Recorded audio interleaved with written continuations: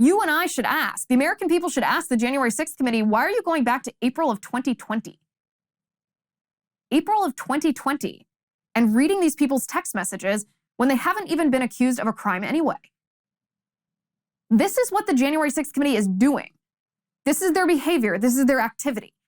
So once we understand their activity and their behavior, it then illustrates for us what their goal is.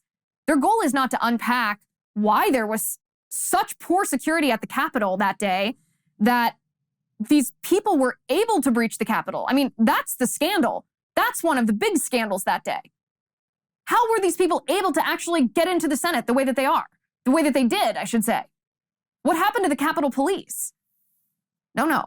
The January 6th committee is more interested in reading text messages from April of 2020 of people who are not accused of a crime in order to make a political point, because the January 6th committee is a sham committee. They are based only on their fear and their hatred of Trump. And when I say their fear of Trump, I'm talking about elections. We're going to talk about that in a second. But what we're seeing unfold in the January 6th committee, it's just a repeat of the Russia collusion allegations and the phony Ukraine impeachment. We're seeing it all over again. It's a fishing expedition.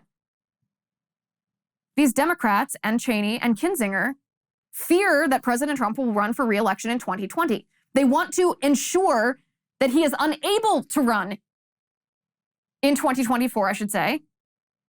They want to make sure that he's unable to run. So they're conflating intentionally, because they're not stupid, they're conflating the peaceful protests and the rallies with the crimes that a few fringe radicals committed at the Capitol. And they're doing that intentionally. They're conflating Trump voters with criminals. And they're doing it on purpose. Again, this is another Russia collusion. This is another Ukraine impeachment. This time, instead of Schiff, we have Liz Cheney up there.